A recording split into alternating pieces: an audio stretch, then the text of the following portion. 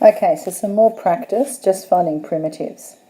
So number one, I won't rewrite each one or I'll run out of room. So the rule tells us we keep the constant at the front, the coefficient at the front, x, and we add 1 and divide by that same number. And we move along. So it's 5x cubed on 3 minus 4x and our plus c, such that if I did derive it and there was a number there, you'd be getting 0 for it. And then you're required to simplify if possible. 3 on 2x to the 4th, and the rest can't be simplified.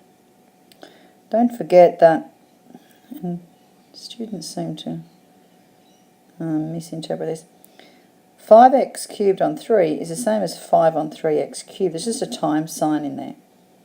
So in the answers, you might see it written with a fraction at the front, or you may see it like that. It's exactly the same thing. Okay, and we might do that.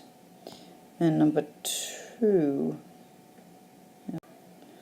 So number 2 is 3x to the minus 3. Don't forget we're adding 1. So sometimes the temptation is to minus 1 and get a minus 5, but of course that's minus 5 is smaller than minus 4. Over minus 3 plus x to the minus 2 over minus 2 plus 2x to the minus 1 over minus 1 plus c. Now, of course, they're simplifying here too. We can't have all these plus minuses, and we can't have negative indices. So, decide what sign it's going to be first, and then decide the number.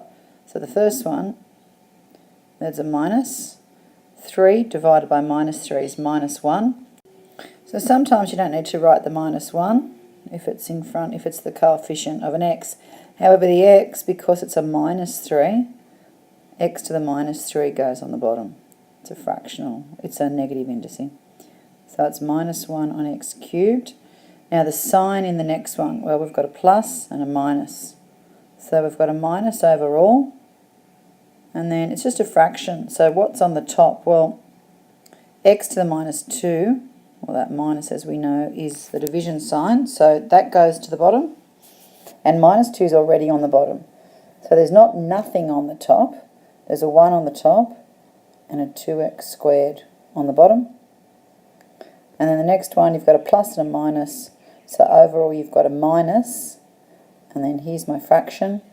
And then let's see. The 2's on the top. So I'm going to keep the 2 on the top. And then the x to the minus 1, or the minus, tells me that's the fraction bar. So that goes underneath. So I've got a 1 on the bottom, a 1x to the 1. Don't need to write those 1s. Plus c. Number 3. I'll just separate that out. Number 3, now dx on x to the 8. I will write this integral.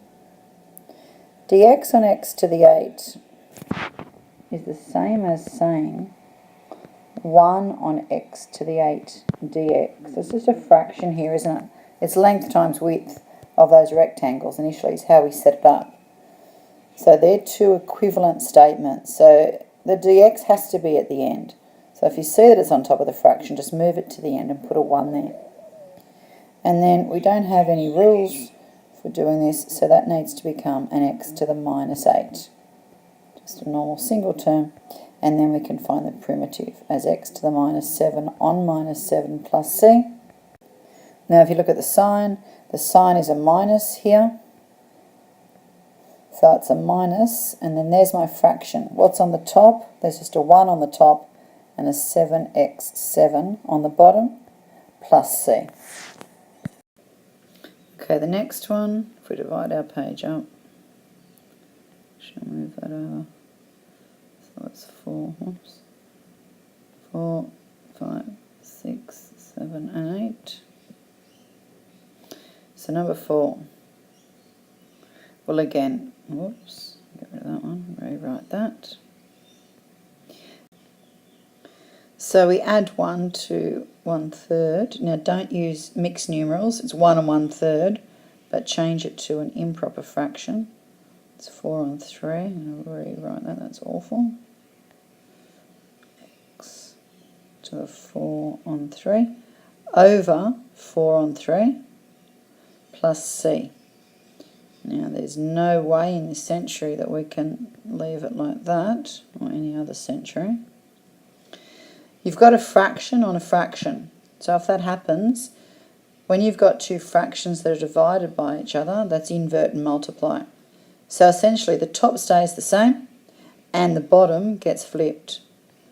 So what we've still got a fraction, but 3 comes up to be the numerator, and we've got x to the 4 on 3, which we'll do within a minute, and the 4 is on the bottom. So instead of 4 on 3, it's now 3 on 4 plus c. But probably best to write it as well without a fractional indice, and we know that is the cube root, again, the cube root of x to the 4th plus c. Okay, number 5. Now this one, remember we've only got one rule, and the one rule is like the reverse chain rule, which is when you've got brackets and there's an indice and there's just a coefficient and x, nothing higher. So we've got no rules for this sort of fraction, so we need to simplify it. And we can divide by x cubed.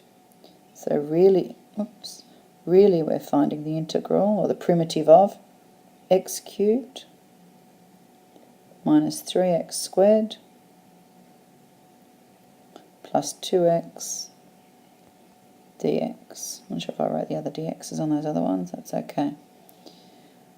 So it's x to the 4th on 4 minus 3x cubed on 3 plus 2x squared on 2 plus c, and then we'll sort it out. I like writing the fraction at the front. You can leave it as is if you like. Minus 3 on 3 is just 1x cubed, and 2 on 2 is 1x squared plus c. Better to simplify them, because then when we do the definite integrals later and you're subbing in numbers, it's just a bit easier. Okay, so here's our rule. And our rule says if you've got a setup like this, where you've got an indice and you've got, I did it as an A an A and a B in the theory notes, so A plus BX plus or minus BX. The formula is you rewrite the brackets 1 minus 2x, and you add 1 to the indice, as we've been doing, and you divide by that same number, but there's one extra step. You times by the derivative of the bracket. So it's the opposite of the chain rule. If you remember in the chain rule, if we had this integral here, we'd be taking that 2 to the front and multiplying by it. We'd be rewriting the bracket, we'd be reducing this by 1, and we'd be timesing by the derivative.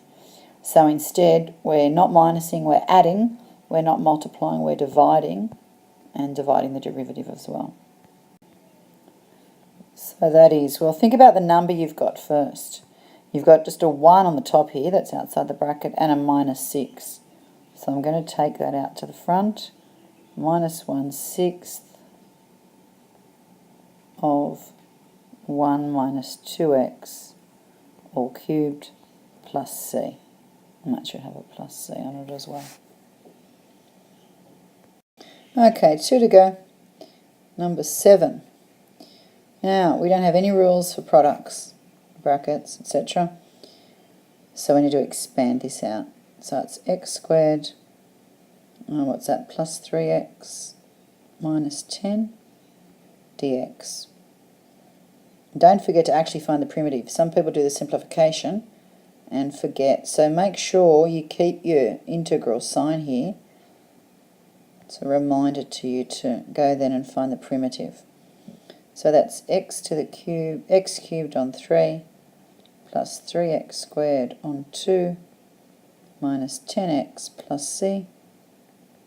So that's a third x cubed, if we just take that number out the front, plus 3 on 2 x squared minus 10x plus c. And the last one. Alright, 3 on x squared is the same as saying, well, the 3 stays there, x to the minus 2 dx. And the primitive of that is 3x to the minus 1 over minus 1 plus c. So the number out the front here is a minus 3, and that's going to become the denominator. So we've got minus 3 over x plus c. And that's the end of our indefinite integral examples. Thank you. Why did the chicken cross the road?